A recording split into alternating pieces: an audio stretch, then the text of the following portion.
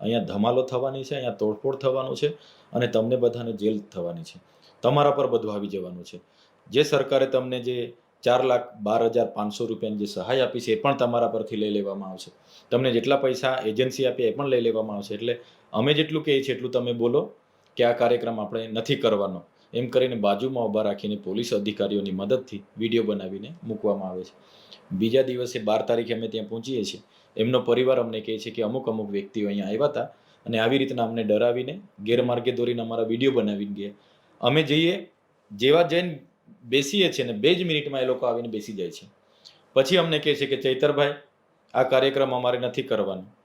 ત્યારે એ વ્યક્તિને મેં કીધું, એ વ્યક્તિ હતા એ ભાજપના પૂર્વ વન મંત્રી હતા અને પૂર્વ ત્યાંના ધારાસભ્ય છે. જે દિવસે જે બનાવ બને છે એનાથી 100 મીટરની અંદર એમનું ઘર છે, મકાન છે, ત્યાં જ હતા ભાઈ.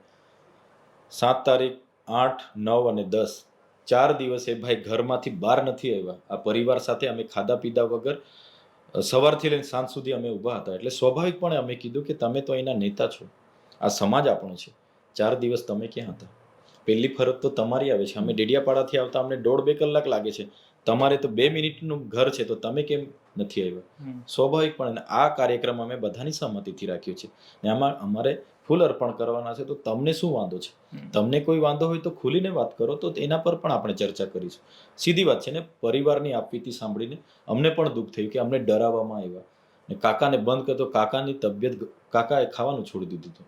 તો આવી રીતના પોલીસની 5-5 ગાડીઓ લઈ જઈને આવી રીતના ડરાવવામાં આવે. પિતાનો જે વિડીયો આવ્યો હતો, હા, એ ભારતીય જનતા પાર્ટીના નેતાએ પોલીસના અને ભારતીય જનતા પાર્ટીના નેતાએ ફોર્સ કરીને બનાવડાવ્યો હતો. બાદમાં અમે ગયા એટલે એના મધરે એમને કીધું કે આવી રીતના તમારા કાકાને ઘરમાં પૂરી દીધા, અમને પણ ઘરથી બહાર કાઢી દીધા હતા. અને બધી પોલીસ અહીંયા ઊભી દંડા લઈને ઊભા રહેલા. આમ તમે વિડીયો બનાવો, અહીંયા જે જવાબદારી થશે તમે લેવાના છો, અહીંયા ધમાલો થવાની છે, આ થવાનું છે, તમારા પૈસા લઈ લઈશ. એટલે પેલા બિચારા તો સ્વાભાવિકપણે ધમકાવવાવાળા કોણ હતા અધિકારી? એ પોલીસ ત્યાં ચૌધરી સાહેબ કરીને એક હતા. એ બધું એમને ટ્રીટમેન્ટ આપતા હતા અને ભાજપના સ્થાનિક આગેવાનો સાથે હતા. સ્થાનિક આગેવાનોમાં કોણ હતા? સ્થાનિક આગેવાનોમાં દિનેશભાઈ તડવી, શબ્દશરણભાઈ તડવી અને બીજા 2-4 બહેનો હતા. એમના માતા પિતાએ કીધું હતું.